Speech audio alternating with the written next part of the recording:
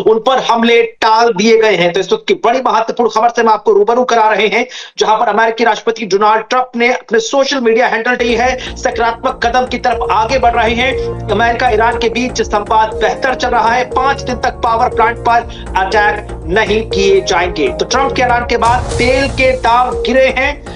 Power plant पर हमले का प्लान 5 दिन के लिए बातचीत से होगा आगे का plan.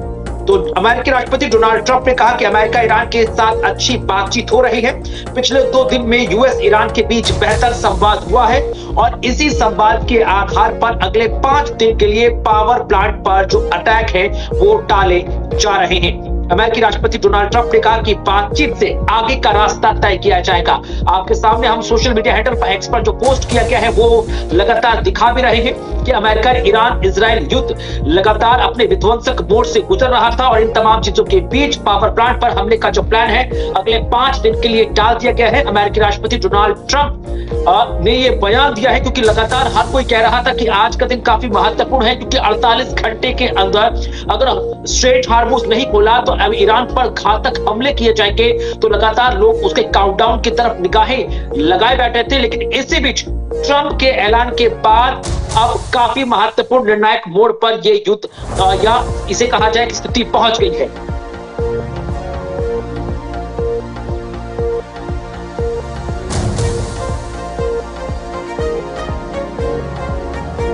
Executive editor Ishfaq Gauhar जुड़ रहे हैं फोन पर। इशफाक सर, कितना महत्वपूर्ण है, क्योंकि आज कहा जा रहा था कि अमेरिका की तरफ से जो स्टेट हार्मोज को फ्री करने के लिए अल्टीमेटम दिया गया था, सबकी निगाहें थी कि शायद हमले और घातक होंगे, लेकिन अमेरिकी राष्ट्रपति डोनाल्ड ट्रंप के इस बयान ने सबको चौंका दिया कि बातचीत 2 दिन से बेहतर बढ़ रही है और अगले 5 दिन के लिए पावर प्लांट पर जो अटैक है वो टाले जा रहे हैं।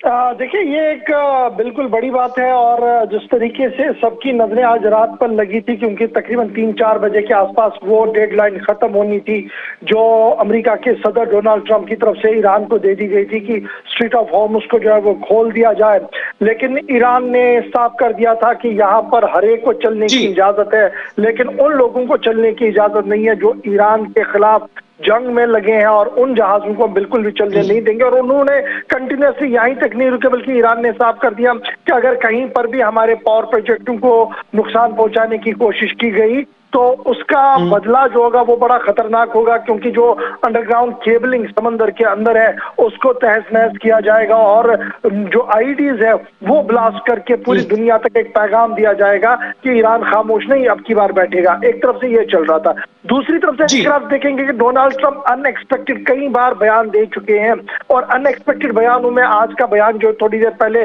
उन्होंने ट्रुथ पर दिया है, और ये बात बिल्कुल क्लियर हुई है कि डोनाल्ड ट्रंप साहब कब कौन सी खबर देंगे किसी को कोई अंदाजा नहीं होता है। और वही इस वक्त हुआ जब पूरी दुनिया इस मखमसे में थी कि जंग और ज्यादा बड़ी हो जाएगी और ज्यादा सख्त होगी और टेक्निकल वॉर अब चलेगा।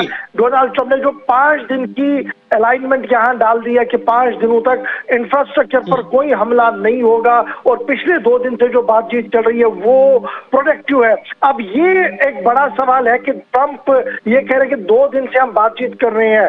अब्बास अराक्ची जो एक सिंगल पॉइंट मैन इस वक्त है जिन पर सबकी नजरें, उन्होंने इस बारे में कोई भी ऑफिशियल स्टेटमेंट नहीं दिया कि कोई बातचीत चल रही है, हम किसी के साथ बातचीत कर रहे हैं। और ईरान और अमेरिका कभी भी डायरेक्ट बातचीत में नहीं थे, इनडायरेक्ट टॉक्स यमन से हो रही थी, जॉर्डन से हो रही थी, या कोई और देश जिसने आकर बातचीत करवा, क्या वो प्रोसेस चल रहा था? इस पर अब्बास अराक्ची ने कल भी कहा था कि हम बातचीत तो करते हैं, लेकिन सर इसको, क्योंकि जिस तरह से डोनाल्ड ट्रंप की तरफ से कहा गया कि ये जो हमने अपना वॉर डिपार्टमेंट है उसको स्ट्रैटेजी बनाने के लिए कहा है और अगले 5 दिन के लिए फिलहाल होल्ड वेट एंड वॉर की कंडीशन पर डाला, क्या इसे हम टेम्परेरी सीज फायर कह सकते हैं? क्योंकि दूसरी तरफ ईरान की तरफ से भी रिएक्शन सामने आ गया है। जैसे डोनाल्ड ट्रंप का ट्वीट आया, ईरान ने रिएक्शन दे दिया है। ईरान ने कहा कि डोनाल्ड ट्रंप एक बार फिर अपने कदमों से पीछे हट गए हैं।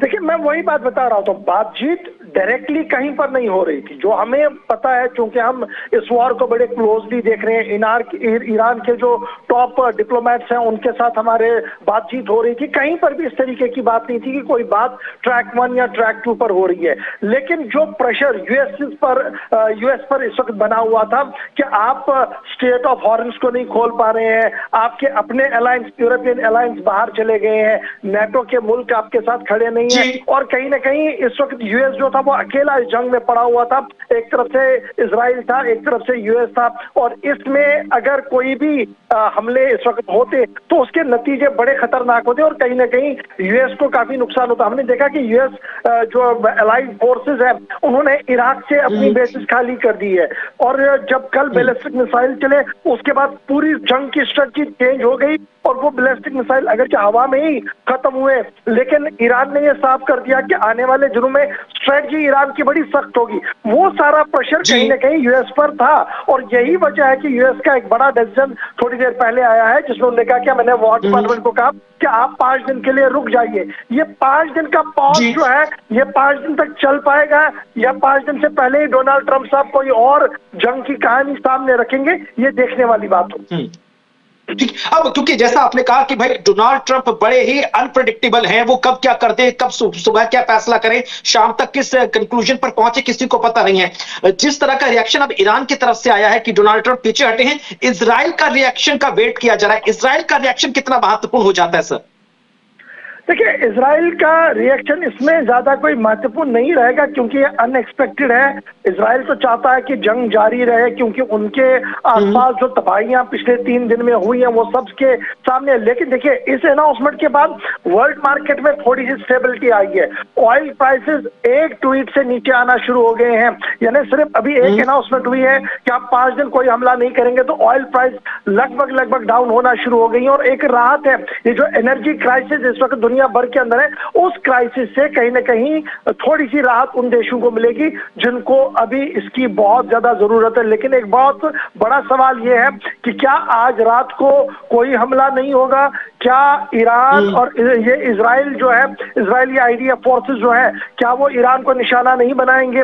और क्या ईरान की तरफ से भी बैकफायर आज नहीं किया जाएगा? क्योंकि थोड़ी देर पहले जो ईरान के फोर्सेस है वो तो साफ कर रहे थे कि देखिए हम स्टेट ऑफ वॉर में हैं और हमारी स्ट्रेटजी में ज्यादा कोई फर्क नहीं पड़ता है कौन क्या स्टेटमेंट देता है। तो ये बड़ी चीजें हैं। कई जानकार सर, कई एक्सपर्ट्स ये कह रहे हैं कि भाई अमेरिका की तरफ अमेरिका एक तरह से अपना पल्ला झाड़ रहा है, अपने लिए एक सेफ एग्जिट निकालने की तैयारी कर रहा है। उसने ऐलान कर दिया कि 5 दिन तक हम फिलहाल कोई अटैक नहीं करेंगे, एक टेम्परेरी सीजफायर होगा। लेकिन कई जानकार ये कह रहे हैं कि हो सकता है कि भाई ये स्टैंड सिर्फ अमेरिका की तरफ से लिया गया हो। इजराइल जो अपने आक्रामक हमले हैं उसको लगातार बरकरार बनाकर रखिए, और जो स्ट्रेस है मिडिल ईस्ट गल्फ के बीच में वो लगातार उतना ही बनता रहेगा। यानी कि ईरान की मुश्किलें कभी खत्म नहीं हो सकती। ईरान इतनी जल्दी आप निश्चित होकर नहीं बैठ सकता। आपकी बात कुणाल सही है, ईरान की मुश्किलें बिल्कुल खत्म नहीं हुई हैं। ये मैंने पहले कहा कि डोनाल्ड ट्रंप साहब कब क्या स्टेटमेंट देंगे, क्योंकि इनके बारे में पिछले कई दिनों से जो मीडिया हल्के भी कह रहे थे, मीडिया सर्कल से जो बात चल रही थी कि डोनाल्ड ट्रंप साहब जब सुबह उठते हैं नींद से तो कोई खबर देते हैं, शाम तक उस पर स्टैंड कर पाएंगे नहीं कर पाएंगे, एक बड़ा सवाल है। अब ये जो स्टेटमेंट आया है ये साफ दिखा रहा है कि यूएस इंटरनल क्राइसिस, जो इनके अपनी मैनेजमेंट क्राइसिस है, मिनिस्ट्रियल क्राइसिस है, वो भी कहीं ना कहीं ज्यादा। आज टाउन स्क्वायर में हमने देखा न्यूयॉर्क में प्रोटेस्ट हुए, यूएस के खिलाफ प्रोटेस्ट हुए, भाई साहब आप ऐसा नहीं करें। और ऑल इज वेल इजराइल में है, ऐसी भी कोई बात नहीं है। जो मीडिया रिपोर्ट और जो विजुअल्स वहां से आ रही हैं वो साफ बता रही है कि बहुत बड़ी तबाहियां वहां पर भी हो रही हैं। नो डाउट कि बेंजामिन नेतन्याहू साहब लगातार ये कह रहे हैं कि उनकी जीत है, लास्ट फेज में जंग चल रहा है। लेकिन अभी जो ये पॉज आया है 11% क्रूड प्राइस में, जो भी तेल के दाम है, अभी सिर्फ एक ट्वीट हुआ और 11% रेट जो है वो डाउन हो गए हैं। कि एक चीज की कितनी महत्वपूर्ण है सर, क्योंकि अमेरिकी राष्ट्रपति डोनाल्ड ट्रंप को लग रहा था कि जब मैं इजराइल के साथ अटैक करूंगा ईरान पर तो एंटायर यूरोप या एंटायर वेस्टर्न हमारे साथ नजर आएगा। लेकिन नाटो का जो रुख रहा उसको लेकर ऑलरेडी डोनाल्ड ट्रंप काफी नाराज नजर आए, पेपर लॉयन तक करार दिया था। क्या आपको लगता है कि डोनाल्ड ट्रंप को यह एहसास हो गया कि जो इस युद्ध में हम घुसे हैं उसमें दुनिया हमारा उतना साथ नहीं दे रही है, हमारी इमेज खराब हो रही है, नैरेटिव जो हम गढ़ने का काम कर रहे थे उस नैरेटिव के कंक्लूजन पर हम दुनिया को नहीं बना पा रहे? आप वॉर कैबिनेट की बात करेंगे जो डोनाल्ड ट्रंप की है, जो उनसे बाहर चले गए उनके डिफेंस सेक्रेटरी, उन्होंने क्या कहा कि 18 से 20 इंटेलिजेंस रिपोर्ट्स ये थी कि हमें जंग में नहीं जाना चाहिए। 2 लोगों ने फैसला लिया जंग में जाने का और नतीजा हमारे सामने है। न यूरोप हमारे साथ है, न नेटो हमारे साथ है। नेटो और यूरोप हमेशा इराक में लड़ने गए तो साथ थे, अफगानिस्तान में लड़ने गए तो साथ थे, सद्दाम के खिलाफ कार्रवाई चली तो साथ थे। ईरान आते आते क्या हुआ कि सब अलग अलग हुए। 2-3 बड़ी वजूहात हैं और ईरान को लेकर अभी आप देखेंगे, अभी थोड़ी देर पहले इस जो ट्वीट आया, इससे पहले आपको रूस का पॉइंट ऑफ व्यू भी देखना पड़ेगा। रशिया के व्लादिमीर पुतिन की मीटिंग हुई थोड़ी देर पहले इकोनॉमिक मिनिस्टर्स के साथ। उसके बाद एक स्टेटमेंट उन्होंने दिया, उन्होंने कहा कि देखिए अगर आपने पावर इंफ्रास्ट्रक्चर को निशाना बनाया, क्योंकि वहां पर रशिया बैठा है पावर इंफ्रास्ट्रक्चर पर, अगर यहाँ पर निशाना बना तो ये निशाना यहाँ नहीं होगा, इसकी गूंज बहुत दूर तक जाएगी। वो स्टेटमेंट एक बहुत बड़ा स्टेटमेंट था, शायद वो भी एक वजह है कि राहत थोड़ी सी आज पेश करने के लिए। तो लगातार अमेरिका, ईरान, इजराइल जो युद्ध चल रहा था उसमें एक बड़ा ट्विस्ट एंड टर्न निकलकर सामने आ गया है, जहां पर अमेरिकी राष्ट्रपति डोनाल्ड ट्रंप ने ट्वीट करते हुए लिखा कि ईरान के साथ पिछले 2 दिनों में बेहद सकारात्मक और उत्पादक बातचीत हुई है, जिसका उद्देश्य मिडिल ईस्ट में जारी टकराव का पूर्ण समाधान निकालना है। दोनों देशों के बीच इस गहन और विस्तृत चर्चाओं के सकारात्मक रुख को देखते हुए जो पूरे सप्ताह जारी रहेंगी, मैंने अमेरिकी रक्षा विभाग को निर्देश दिया है कि ईरान के पावर प्लांट्स और ऊर्जा ढांचे पर सभी सैन्य हमलों को फिलहाल 5 दिनों के लिए टाल दिया जाए। तो कुल मिलाकर काफी महत्वपूर्ण यह ट्वीट माना जा रहा है, जहां पर उन्होंने अपने रक्षा विभाग, युद्ध विभाग को यह संकेत दिए हैं कि अगले 5 दिन के लिए अगले जो ईरान के पावर प्लांट है उस पर कोई अटैक नहीं होगा। उसके बाद नतीजा यह निकला है कि शेयर बाजार में हल्की सी तेजी देखी गई और इंटरनेशनल जो क्रूड ऑयल के दाम थे, जो $200 प्रति बैरल थे, वो घटे गए हैं। 11% कच्चे तेल की कीमतों में कमी आई है और महत्वपूर्ण अब चीज यह है कि कच्चे तेल के दाम 101.13 US अमेरिकी डॉलर प्रति बैरल जा पहुंचे हैं।